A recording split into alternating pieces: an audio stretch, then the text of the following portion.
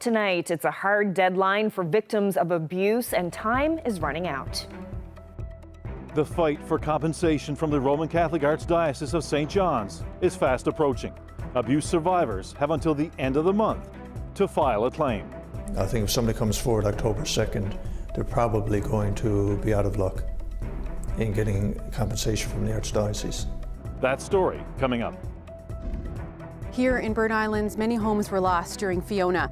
And still, when the rain comes and there's a bit of wind, many people here get nervous for what's to come. We've been had 120, 140 miles of wind here in this harbour, and people just said, oh, well, it's awful blowing today. But we never witnessed nothing like that. We'll check in with some of the families who lost everything 1 year ago. There's a lot of social housing here, and some of it's boarded up.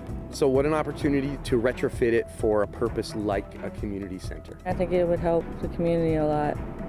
A struggling downtown neighborhood is making the pitch for a community center to help turn things around.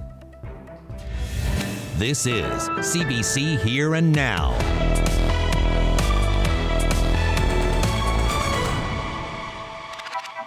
Good evening and welcome to Here and Now. The window is closing for abuse survivors to come forward and file a claim against the Roman Catholic Episcopal Corporation of St. John's. The end of the month deadline is yet another milestone in the years-long fight for compensation for survivors of abuse at Mount Cashel Orphanage. Here and Now's Terry Roberts has this update. Lawyers at this St. John's law firm have heard from at least 24 more abuse survivors in recent months. People who've lived with trauma for decades and never told their story until now. I've met with new clients as far as BC, other provinces in between, spoken with new clients from the US. They're wherever Newfoundlanders have scattered. There are now more than 200 claimants, and Budden represents more than half of them. It's anybody who has been abused by a Christian brother, a priest, or another individual associated with the Archdiocese. The Episcopal Corporation is the business arm of the Archdiocese of St. John's. The courts have ruled the corporation is liable for the sexual abuse that occurred at Mount Cashel and by members of the clergy. The abuse, in many cases, dates back decades, carried out by church leaders in a position of trust. The betrayal of that in a really quite gross and frightening way obviously would rattle a person. The victims range in age from 40 to over 90. They were utterly shocked and betrayed, and their whole worldview in many cases was quite shattered. The court has imposed a publication ban on their identities. The corporation has been in bankruptcy protection for nearly 2 years as it sells off churches, parish halls, schools, and other assets in order to raise money for victims. It's resulted in a dramatic shakeup in the Archdiocese, fewer churches, and frustrated Catholics, and a new reality for a once powerful religious institution. So far, the sell-off has raised about $45 million, and there's likely more to come, with anywhere from 25 to 40% of that money going to lawyers like Budden, who has spent nearly 3 decades pursuing justice for abuse victims. I feel that we will see adequate financial compensation as the law defines that. Victims have to complete a proof of claim in order to be eligible for compensation. I think if somebody comes forward October 2nd, they're probably going to be out of luck in getting compensation from the Archdiocese. Experts are now evaluating individual claims to determine the level of compensation, with money expected to flow early next year. Average payouts are not yet known, but Jeff Budden says they will be north of $100,000 each. Terry Roberts, CBC News, St. John's. Funerals for 2 fishermen who died off the Bayvert Peninsula were held today. 58-year-old Brian Walsh and 56-year-old Leonard Walsh. A third man survived the sinking, though the body of a fourth, Tim Shea, has not yet been found. The mayor of Coachman's Cove says she holds out hope for a recovery and says the communities of Fleur-de-Lis and Coachman's Cove have come together to support each other. You know, at least we're able to lay 2 men to rest. But as for Tim, we're not able to do that for his family yet. I'm hoping and praying that we're able to, and just to give them some closure. A friend of mine, she went to the wake yesterday, and she had met Brian's son for the first time, and she said, I'm really going to miss him at darts, and he had said to her, well, at least now you'll get a chance to win. As always, Newfoundlanders can always find a little bit of humor, no matter what we're going through. Early childhood educators will be getting some help from the province. Government says it will help pay for certification and recertification of ECEs. The move comes as parents are asking government to deal with a childcare crisis in the province. Here now's Janelle Kelly reports. It's an exciting day for Jennifer Quilty. She's an early childhood educator and a daycare owner in Mount Pearl. And she's trying to upgrade her education, something that takes time and money. Every 3 years we had to recertify ourselves, and sometimes it takes a lot of time. We have to do 40 hours in 3 years, and when you think about it, being a mom myself and also being on ECE, it's the time that it takes to do that. When we have this little pocket change, $2,500, it's not a lot. It's definitely a mortgage payment. It's something that we need. A report released earlier this year showed that Newfoundland and Labrador only has enough regulated childcare spaces for 14% of children under the age of 12, which is half the national average. For some parents, the province's childcare situation is desperate. Government is hoping today's announcement will help keep the ECEs they have working and help bring more on board.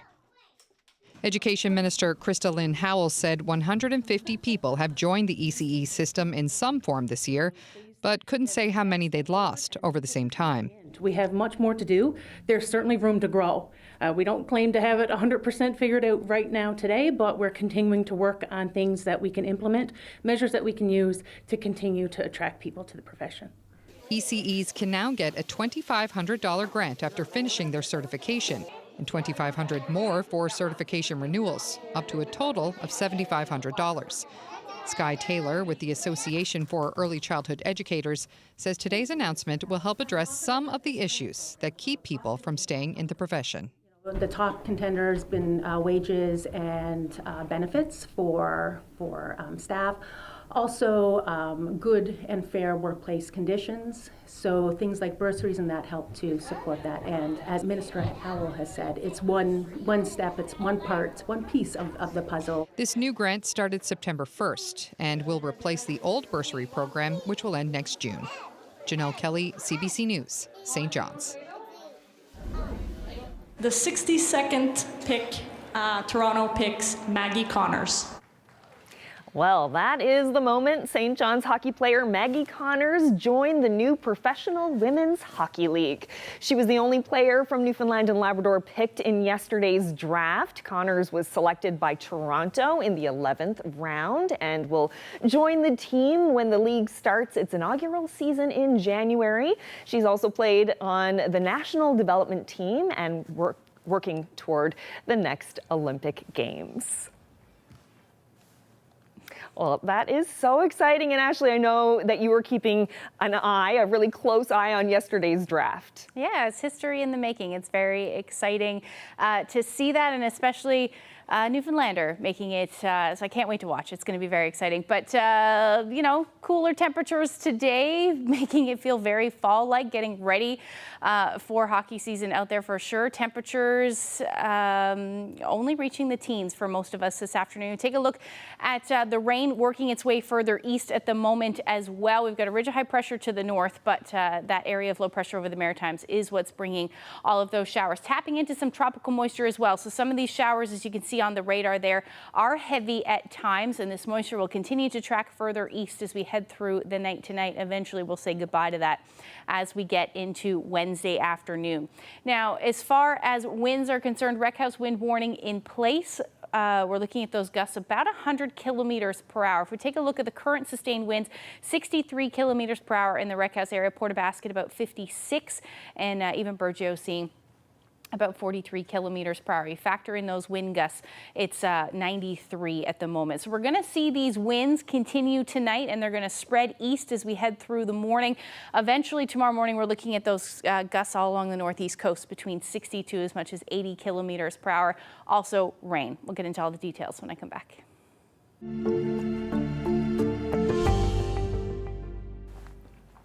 Well, it's been a year since Fiona destroyed about 12 homes in the small community of Burnt Islands, part of the storm's path of destruction, just 30 minutes away from Port aux Basques. Now, some residents lost everything and had to leave the fishing town. One man managed to find a new home. Here Now's Colleen Connors has his story. There's rain in the forecast in Burnt Islands, and Wallace Kinslow can't relax. I'm here now putting gutters down through to make sure the water stays away and goes on down through the proper sewer. Kinslow nearly washed away when Fiona hit Main Street and Fox Roost Road. The water came surging in through his home, lifting it up.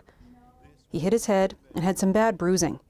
The sea came in through the flooring, right through the old foam, sea foam and that. I mean, was in a couple of 3 days, was all full mold, and you couldn't do anything, right? I loved to be back there. I wanted to stay. Meanwhile, Kinslow took CBC through the wreckage of his home a year ago. And to add to that devastation, he had no home insurance. What I spent in that house, and right now, if I had to replace it back now, it's going to cost me over $100,000. Nothing remains of 123 Main Street now, just an empty lot. He couldn't rebuild there, even if he wanted to. It wasn't safe.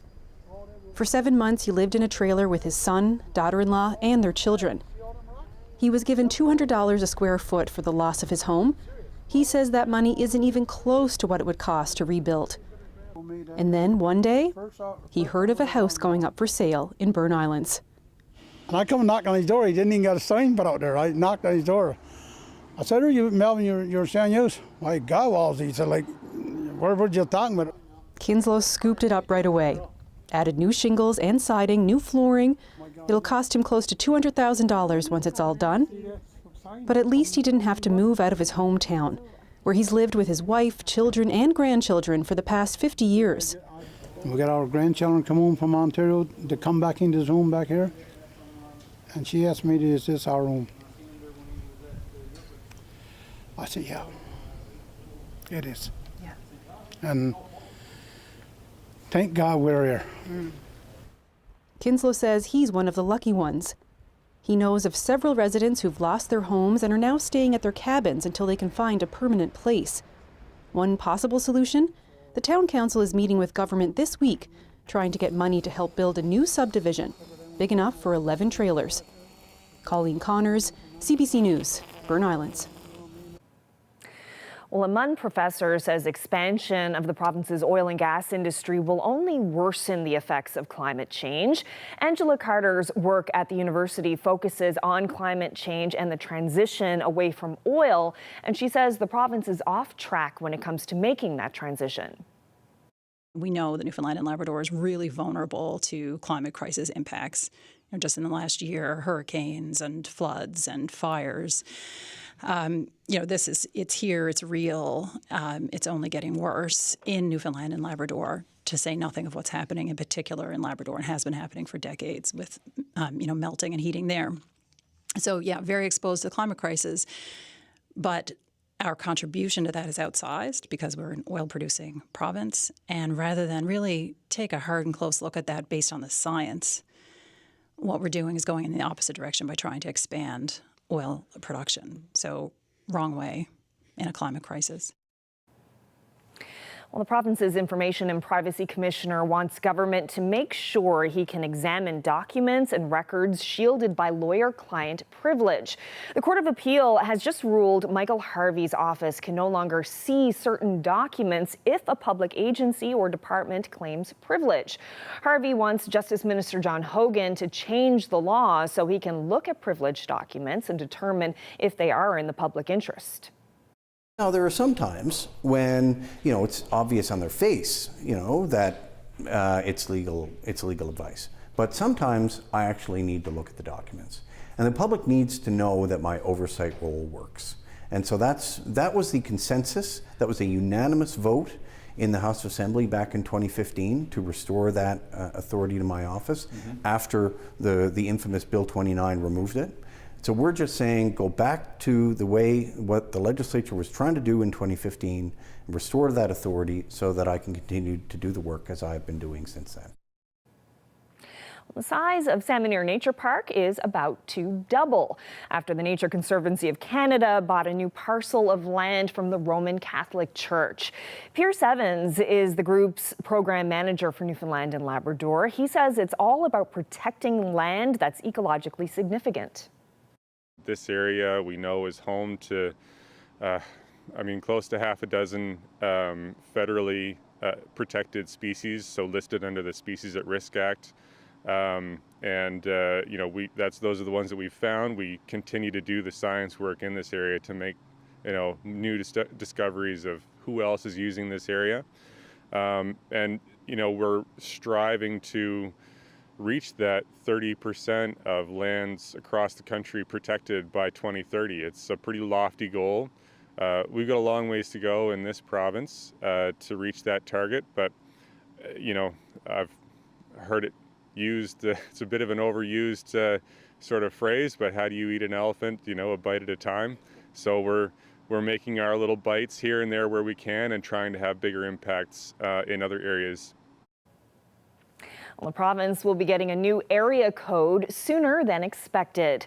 The 879 area code will be rolled out beginning on February 17th. The CRTC set aside the area code to replace 709 several years ago, but shelved that plan indefinitely back in 2018.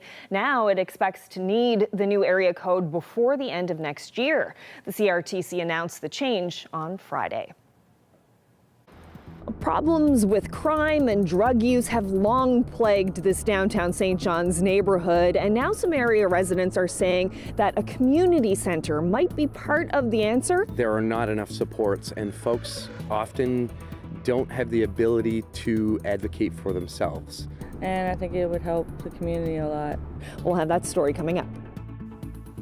Well, it's dry today in the east. Rain is working its way across the province at the moment. We'll talk about how much rain is on the way when I come back.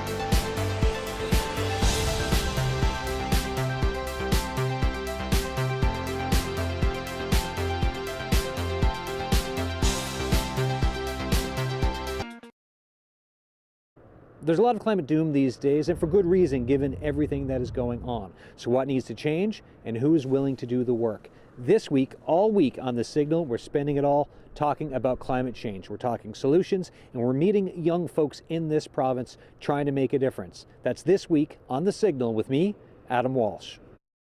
This weather update is brought to you by Steamatic Canada, the undisputed choice in restoration. Don't panic. Call Steamatic.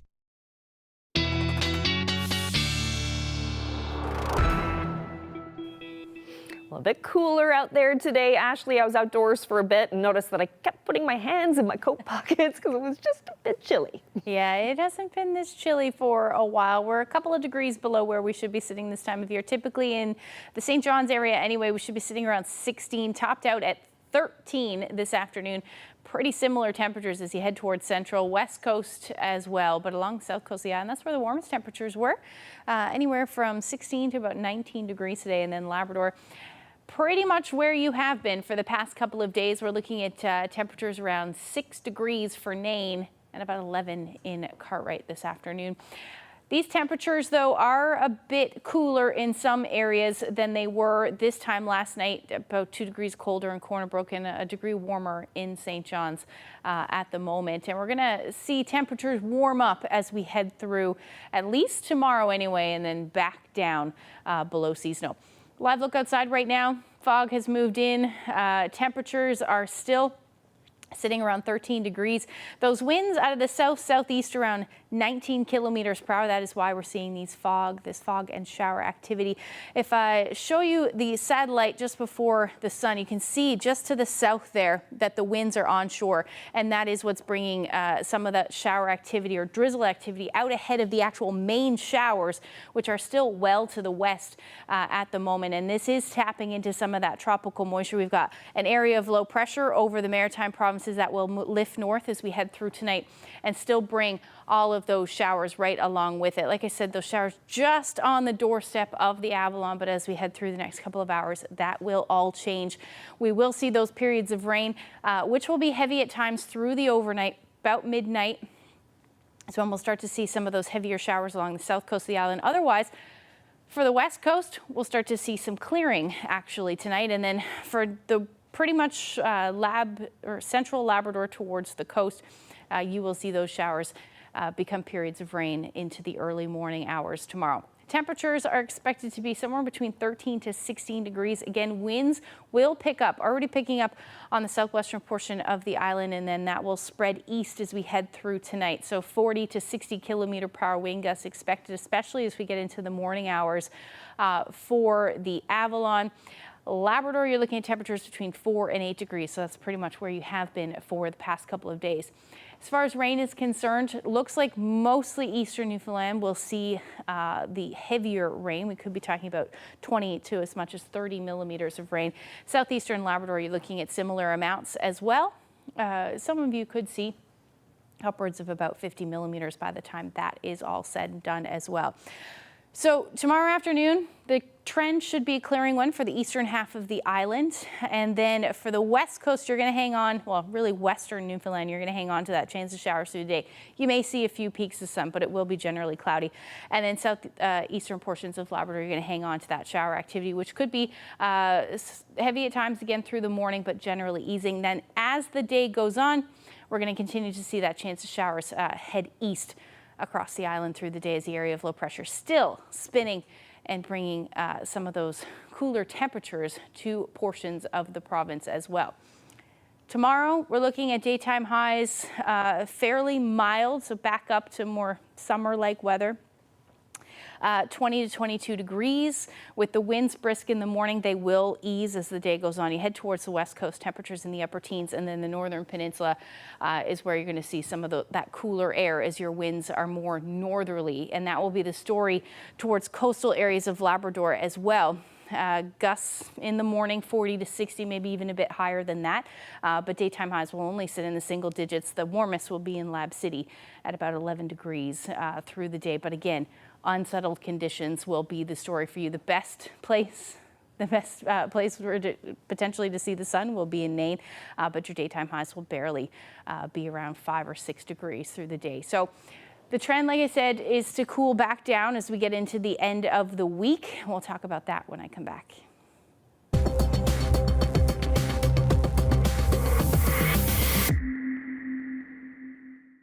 Well, there is a long history of crime, violence, and drug use in this downtown St. John's neighborhood. And for many of the residents who live on Tessier Place or Livingstone Street, there have been a lot of safety concerns over the years. And now some are asking whether the addition of a community center might be helpful for those in the more vulnerable populations. Mark Wilson is a resident here in this neighborhood. So first of all, can you tell me what would be some of the benefits of having a community center down here?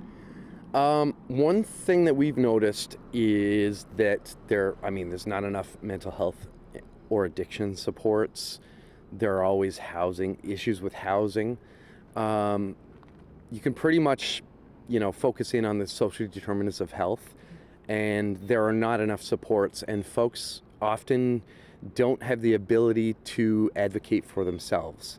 So I think having a community center, much like the harm reduction van that shows up once a week in the neighborhood, we need people to be able to access those health services and other services that the provincial government offers. And so a community center would be that place likely. Where would it go? I think different people have different ideas. I personally feel like there's a lot of social housing here. Just down here on Livingstone Street, Central Street. It's quite a bit of rental housing there. And some of it's boarded up. So what an opportunity to retrofit it for a purpose like a community center. Ashley, you live in the neighborhood. Can you tell me why you would like to see a community center here? I think it'd be good for the kids to go into programs, and I think it would help the community a lot. And you have a family, right? Yes, I do. Having a place for people to go with some services, what kind of a difference do you think it could make? It'd be better than going to places far away. It would be better for something to be near the area, vice versa, traveling to go somewhere to talk to somebody. And better supports. It's part of the answer, and I don't want to say it's the magic bullet, but it's a significant part of the answer. And depending on where the community center is, will determine, I guess, its needs and what programs it's going to be offered will be determined by a board of directors, which will be made up of, and this is the key part, by residents of the neighborhood, by even organizations such as representatives from organizations such as Choices for Youth or Thrive. So it's an opportunity here to build something that responds to the needs of the neighborhood as the residents determine what is important. I think it's like the canary in the coal mine here in this neighborhood. We're seeing issues of, like a lot of places, just drug houses popping up. Issues with drugs, issues with firearms, issues with murders. There's a long list of murders, even right on the street, going back to 2013. Mental health and addictions. I think during Snowmageddon, we saw a lot of food insecurity as well. So there's every issue that you can imagine is all right here, and it's magnified, and it's been magnified since the pandemic. Mm-hmm. It's important that when government does this, this is a standalone, fully resourced community center with properly trained staff and properly compensated. I don't know if government fully realizes or appreciates the value that they get out of their community centers, but they are probably on the front line to making sure that problems don't become worse, and they're actually filling gaps sometimes that government is not addressing. So that, to me, that's just one more piece of the puzzle. This is a place that you can really see what where vulnerable people are losing touch with the system. The system that's supposed to be a fail-safe to keep them out of harm's way is not working here. And I think that you can see that super clearly in this neighborhood, and it should be something that people are focused on so as to better provide those supports that are needed. The safety net is not working here. Mm-hmm. So we need government to be able to observe, to be able to take note and fix the issues. We've got to look at affordable housing. We've got to look at the fact that people are struggling to make ends meet on the income that they're receiving. We're dealing with violence and trauma, and you name it. So will the community center address all of those? No, it's not. It's not that silver bullet, but it's going to be a first step in addressing those key issues and those social determinants of health and well-being, as we're hearing so much, that's so much important to this government.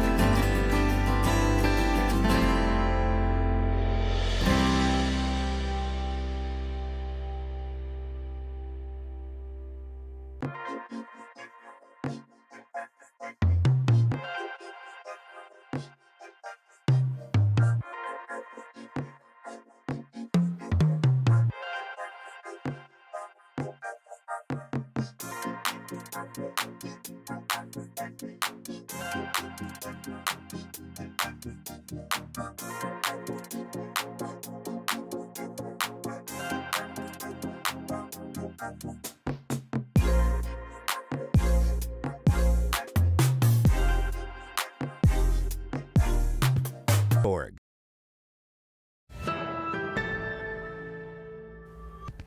We heard earlier about how the Information and Privacy Commissioner wants to ensure he can examine certain documents and records.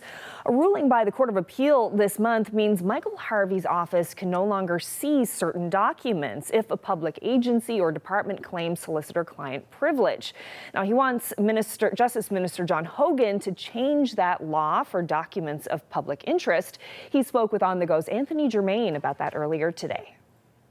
The Court of Appeal ruling is not favorable to what you do for a living in your office in information and privacy as a commissioner. What impact does this have on you and your operations? Well, this really speaks to exactly how my office works. So it's a complicated story and a long saga, but I'll try to make it really simple. The way that my office works is if someone is looking for documents from the government, the default is the government has to give them those documents, but they can hold them back with certain exceptions. One of those exceptions is legal advice, and the government does not have to make public its own legal advice. That's a very important principle that we respect very much. However, how are you to know whether it actually is legal advice? That's where my office comes in. So we're talking about the solicitor-client privilege, right? That's right. If somebody says we have solicitor-client privilege, then you have to butt out? Is that basically it? Well, that's what this ruling, that's the implication of this ruling. But if you are looking for some documents and the government says, no, that's solicitor-client privilege protected documents, that's legal advice, then they don't have to give it to you. Right. But if you want someone to check and make sure, is that really legal advice? That's where my office comes in. And with all the other kind of documents and all the other kind of exceptions, I can say, okay, government, give me those documents, let me look at them, let me verify that that claim is accurate. This court ruling, because of a Supreme Court of Canada ruling in Alberta, meant that what our legislature tried to do in 2015, which was to confirm my ability to review those documents, means that no longer works. Right, so that's extinguished. So there's a fix that needs to be made. So the last number of years we've been trying to get that fix in the court. We've been trying to make the case that our law is different from the Alberta law, and it's very clear. It's very clear for the historical record, what our legislature was trying to do. But the Court of Appeal said, no, that doesn't matter. It's those specific words in the Act are what matter. So we need the government to fix. And you are calling on Justice Minister John Hogan to take a look and actually change the language so that you will be able to look at whether or not documents that are privileged should actually be deemed privileged. Is that right? Right. So I don't release those documents. No, you decide whether or not it's really for privilege, or are they using this as an excuse? Right. And so that's the oversight role that I provide. But I have to be able to look at the documents. There are some times when it's obvious on their face that it's legal advice. But sometimes I actually need to look at the documents, and the public needs to know that my oversight role works. And so that was the consensus. That was a unanimous vote in the House of Assembly back in 2015 to restore that authority to my office after the infamous Bill 29 removed it. So we're just saying go back to what the legislature was trying to do in 2015, and restore that authority so that I can continue to do the work as I've been doing since then. What are the implications for the ability for you to be a watchdog if this law stays as is? Yeah, now to be clear, if a public body wants to show us the records, they're still going to be able to. It doesn't prevent us from looking at them. It prevents us from compelling them or requiring a public body to give them to us. But to answer your question, it puts a pretty big hole in the middle of it, because it makes it easy for a public body to just say, well, we'll just say that's legal advice, and then Harvey won't be able to look at it, and future commissioners wouldn't be able to look at it. Well, now the courts can still look at it. So it means that's what we're left with, right? A complaint will still be able to go to court. But the point of my office is that it's free, and we get you a report done within 3 months. So if you go to court, that could be more than a year, and it could cost you money. So to restore my role, to put that big hole in the middle of the oversight role, that's the problem that we're trying to fix. Well, the Office of Justice Minister John Hogan sent along a statement to CBC News. It reads in part, solicitor-client privilege is an important civil and legal right, as well as a principle of fundamental justice in Canadian law. And it goes on to say the Commissioner does not have the final say in the event someone disagrees with the application of the Act. That final say rests with the courts. I'm in a harness and I'm climbing up rope, and you're seeing me struggle in the air. So through the movement, you're feeling the emotion that I went through. We'll see how a circus performer is using a new show to tell the story of her life with scoliosis. That's coming up.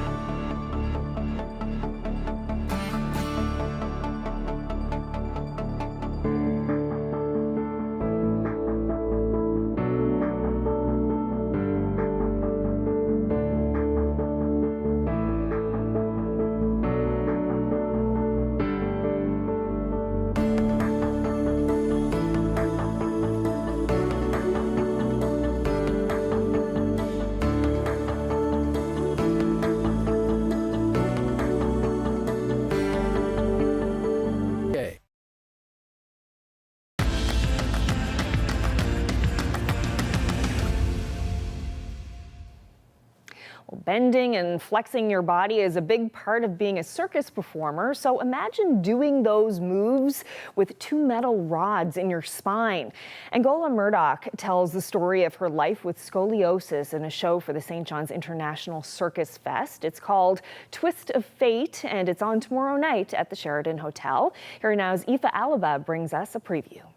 I went to the theater or to dance shows. I loved when it was true stories on stage, and I didn't see a lot of circus telling true stories on stage. And because circus is daring and can evoke different emotions because the audience might be afraid or something, I just thought it was a perfect medium to tell this story. Hi, I'm Angola Murdoch, and I'm here in St. John's at the St. John's International Circus Festival, and I'm presenting my show Twist of Fate. And I've come here from Toronto, and the show is about my journey with scoliosis. Let's talk about your journey. What is Twist of Fate? So in grade 7, I was diagnosed with scoliosis. So scoliosis is when your spine grows like an S or a C. So it is a disease, a spinal deformity disease. So the show itself goes through my journey of diagnosis. They tried different treatments, and then finally I had my spine fused and 2 metal rods put down the sides of my spine and a bunch of hooks and screws to hold it all together. And hi, I'm Matthew Reed. I wrote the music for the show, and I will be performing it live. It's an active score, but the focus is going to be on Angola. And we have beautiful projections too by Angola's husband, Eamon, which are also very beautiful to look at, and they complement. But it's very much a live musical piece too, and we hope people can appreciate that there is that potential danger that can go on in those live performances.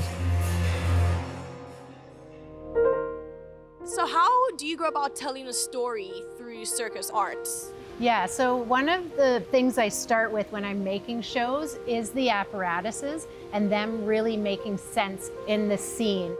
Like the childhood scene is on a tire swing, but I'm being very acrobatical on the tire swing. The scene where I talk about my brace, because I did wear a brace that was curved the opposite way of my spine, and it looks like a torture device, and it kind of was. It really hurt. And I wore it at night. So that seems like a dream sequence where I'm in a harness and I'm climbing up rope and you're seeing me struggle in the air. So through the movement, you're feeling the emotion that I went through. What do you want the audience to take away from this? Yeah, so the main thing is like overcoming obstacles. Even if you don't have scoliosis, it's the idea of overcoming obstacles, and they're hard when they're happening to you, but then there's always something next. And that's not a spoiler, by the way. That's just the fact that she's here and we're doing the show. We already know that there's going to be kind of a happy ending. Yeah, totally.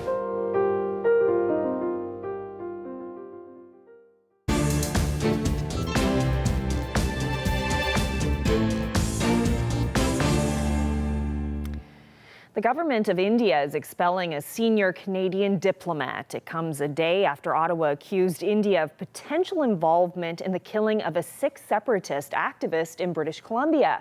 Canada sent a senior Indian official home yesterday. Today, Prime Minister Justin Trudeau said Canada is not looking to escalate tensions between the 2 countries.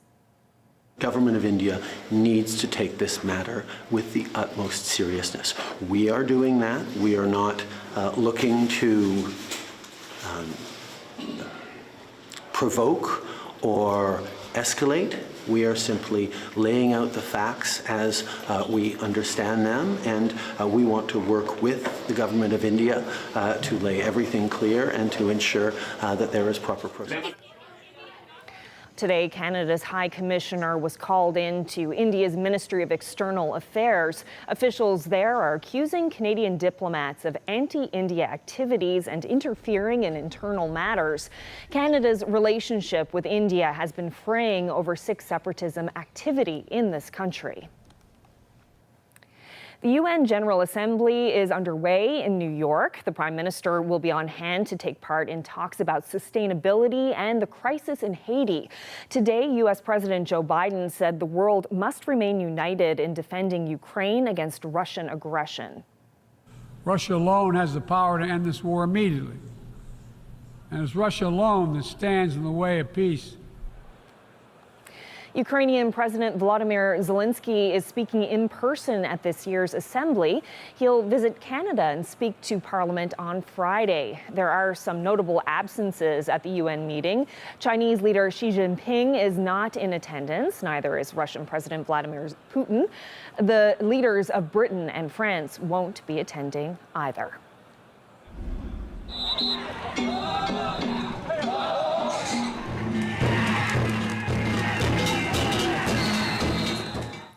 Well, the big draw at this festival in Western Japan, the more than 30 giant floats raising at high speeds through the city streets. Those floats weigh about 4,000 kilograms. That's around 9,000 pounds. Cheering crowds line the sidewalks to watch this hugely popular event. The traditional festival has taken place for the past 300 years.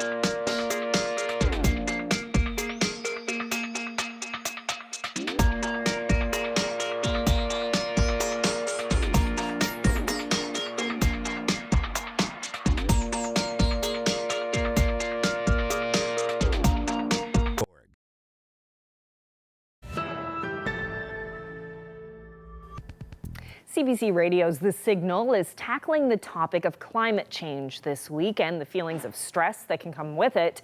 Tuesdays are typically a garden show for The Signal, and here's gardening expert Michael Murray talking about the link between the two. Thoughts on gardening and climate change then? Well, I guess really it's about how we develop and plan going forward here. I think we have lots of examples of where we've developed basically suburban development in a lot of cases, just development in general. We're seeing lots of examples. Port aux Basques, sadly, is an example of people building too close to the shore, putting themselves in jeopardy. That has to change. I think the other thing is throughout Canada, people don't realize this, but something like 85% of Canadians live in urban centres. And that's where climate change has its largest impact on us as communities. And there's, in my industry, there's great discussion about plant-based solutions to climate change. There's certainly been lots of science and lots of demonstrations of issues about how plants in the urban landscape play a significant role in helping to do everything from take up CO2, give off oxygen, the heat sink effect, the business of shade and how that reduces the buildup of heat in the city centres. That's an important part of it. Erosion control. In my community in Portugal Cove, St. Philip's, a real interesting study can be done by observation is getting on St. Philip's Beach, looking towards Bell Island. On your left-hand side, where the marina is located, there was a huge washout. The solution has been to put in a huge armor stone sloping area.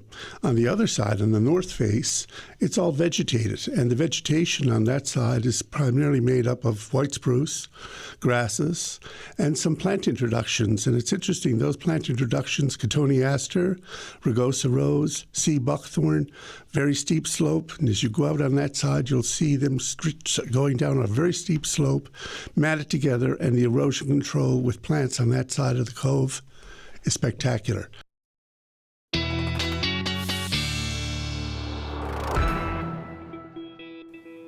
Such a big topic for sure. Interesting what he said about erosion control there too. Yeah, there's lots of, I had a conversation with someone at MUN about that. Lots of interest in that. Yeah, and sometimes I think about climate change too, and gardening and the pests that we might start seeing here. Yep. I guess we'll just have to wait and see. Yeah, that's right. All right, so going to look at the long range forecast. How are things looking?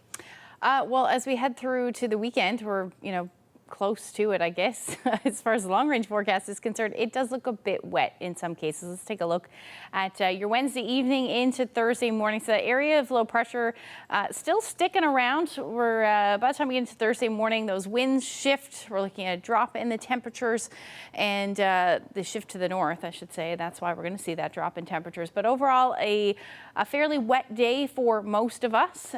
We will eventually see some clearing, though, for parts of Labrador as we get into late afternoon, early evening, but your daytime highs still in the single digits for most. Lab City, you'll sit around 12 degrees through the afternoon, but there's that drop in temperatures I was talking about across the island. So 11 to 13 degrees, 16 in St. John's.